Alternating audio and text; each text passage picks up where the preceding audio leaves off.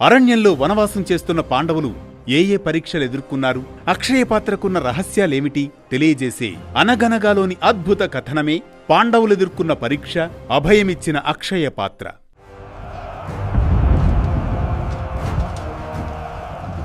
అనగనగా అది ద్వాపరయుగంలోని సమయం.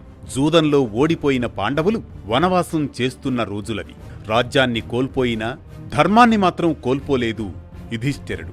ఈ సందర్భంగా పాండవులను అనేక మంది ఋషులు, రాజులు, మంత్రులు సందర్శించేవారు. వారు పాండవులకు సహాయం చేయడానికి ప్రయత్నించేవారు. సానుభూతి చూపించేందుకు వచ్చేవారు కొందరు. పాండవులు ప్రవాసంలో నిరాశ్రయులై అరణ్యంలో ఏమీ అందుబాటులో లేని కారణంగా వచ్చే అతిథుల్ని ఆదరించడం, ఆతిథ్యం ఇవ్వడం పాండవులకు కష్టంగా మారిపోయింది. దీంతో యుధిష్ఠిరుడు, ద్రౌపది సూర్యదేవుని ప్రార్థిస్తారు. ఆ ప్రార్థన ఫలిస్తుంది.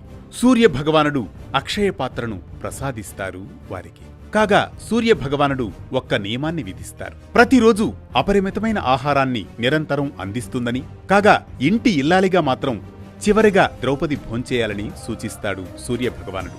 ఇంటి ఇల్లాలు భోంచేశాక తదుపరి శుభ్రపరిచి ఆ పాత్రను భద్రంగా పెట్టాలి. తదుపరి ఆ రోజుకు ఫలాహారాలను, విందు భోజనాన్ని అందించే ప్రక్రియ ఆపివేస్తుంది అక్షయపాత్ర అంటూ నిబంధన విధిస్తాడు సూర్యభగవానుడు. ఇలా ఉండగా ఈ అక్షయపాత్ర సంగతి హస్తినాపురంలోని కౌరవులకు తెలుస్తుంది. దీంతో దీని ద్వారా ఎలాగైనా పాండవులకు ఆటంకం కల్పించాలని కుయుక్తులు పన్నుతారు కౌరవులు.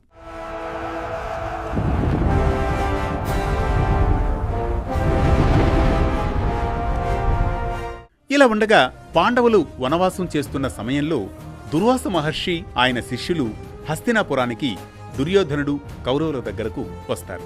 తన మామ శకునితో కలిసి సకల విందు భోజనాలతో ఆ మునిని సంతృప్తిపరుస్తాడు దుర్యోధనుడు. దుర్వాసుడు సంతోషించి దుర్యోధనుడికి ఒక వరం ఇస్తాడు.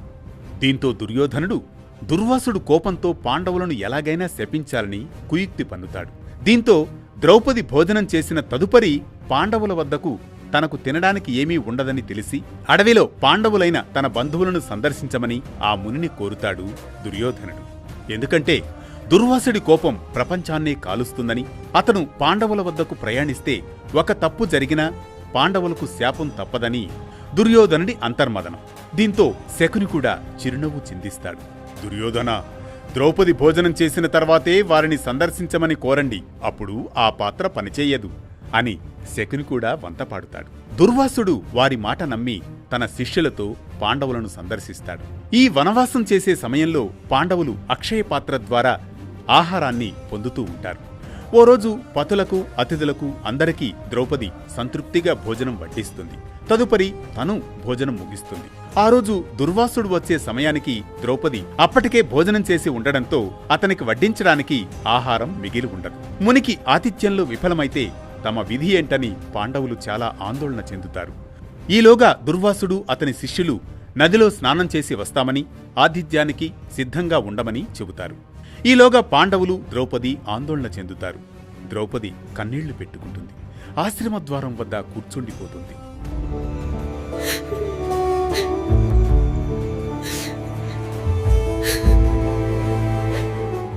సమయంలో ద్రౌపదికి ఒక్కరు గుర్తుకొస్తారు. వారే శ్రీకృష్ణ భగవానుడు. వెంటనే శ్రీకృష్ణుని ప్రార్థిస్తుంది ద్రౌపది.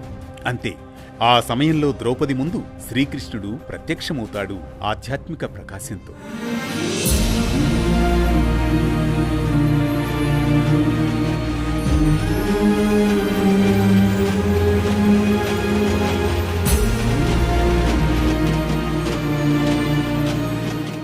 అమ్మా, నాకు చాలా ఆకలిగా ఉందమ్మా, ఏదైనా పలహారం ఉంటే పెట్టు అని అర్థిస్తాడు శ్రీకృష్ణుడు ద్రౌపదిని.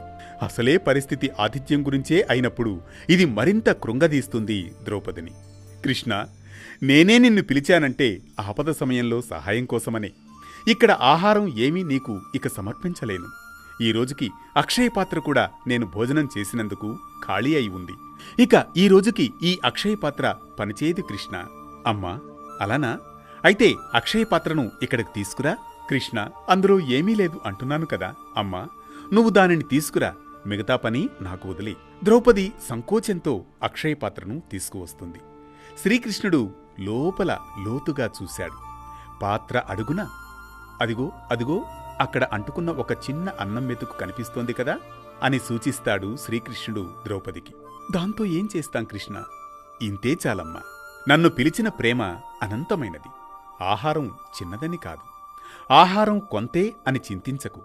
అదిగో ఆ అన్నం మెతుకును సమర్పించమ్మా చాలు అని అనగానే సంశయంగా కృష్ణునికి సమర్పిస్తుంది ద్రౌపది. శ్రీకృష్ణుడు ఆరగిస్తాడు సంతృప్తిగా. అంతే, వెంటనే అద్భుతం జరిగిపోతుంది. ఆహా, నాకు ఆకలి తీరిందమ్మా, సంతృప్తిగా ఉంది. నీ ఆతిథ్యం నాకు సంతుష్టతనిచ్చింది, నేను సంతృప్తి చెందాను అని అంటాడు శ్రీకృష్ణుడు. ఆ క్షణంలోనే నదిలో స్నానం చేస్తున్న దుర్వాసుడు అతని శిష్యులందరికీ కడుపు నిండిన అనుభూతి కలిగిపోతుంది. ఏమిటిది? మేము భోజనం చేసినట్లుందే, ఇక పాండవుల వద్దకు తిరిగి ఎలా వెళ్లగలం? వారి ఆతిథ్యాన్ని స్వీకరించలేకపోతే మన మీద వారు బాధపడతారేమో అని అంతా పరస్పరం ఒకరినొకరు చూసుకుంటారు. ఏ మాట లేకుండా అక్కడి నుంచి తిరుగు పయనమైపోతారు. ఇంతలో ఇక్కడ ద్రౌపదికి సందేహం. కృష్ణ, ఒక్క మెతుకుతో ఇది ఎలా సాధ్యమైంది? అమ్మా, ప్రేమగా వడ్డించిన ఒక్క మెతుకైనా నాకు సంతృప్తినిచ్చింది. నాకు కలిగిన ఈ సంతృప్తి ఈ విశ్వాన్ని సంతృప్తిపరచగలదు. ప్రీతితో ఆదరిస్తే అదే పరమాత్మ సేవ. భక్తి, ఆదరణే ఇందులో ప్రధానం.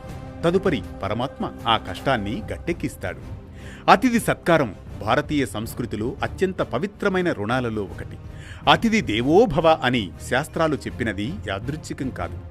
ఇంటి తలుపు తట్టిన అతిథిని స్నేహంగా, ప్రేమగా, అందుబాటులో ఉన్నదానితో ఆదరించాలి. అతిథి ఆదరణే మనకు శ్రేయస్సు, శాంతి.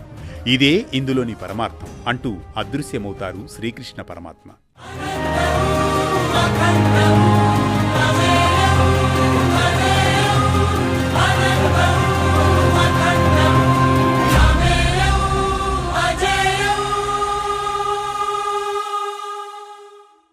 ఇది పాండవులెదుర్కొన్న ఆతిథ్య పరీక్ష, అభయమిచ్చిన అక్షయ పాత్ర. జీవితంలో సమస్య ఎంత పెద్దదైనా మనసుకు అంకితభావం, సేవాస్ఫూర్తి, ధర్మబలం ఉంటే పరిష్కారం అనూహ్య మార్గంలో వస్తుందని. కావలసింది ఆదరించే హృదయం, అందులో ప్రేమేనని. అదే అతిథి సేవ అని. ప్రతినిత్యం ఓ పురాణ కథనం, సూటిగా, స్ఫూర్తిమంతంగా, సామాజిక సందేశంగా. ధర్మం చెప్పే కథల సవ్వడి, జ్ఞానం చెలరేగే కథన ఒరవడి. అనగనగా అంటూ మళ్లీ రేపు పలకరిస్తుంది ఆరుబయట వెన్నెల్లో జోకొట్టే కథల్లా వేటూ న్యూస్. మాధవ త్రిభువన జనప్రియం.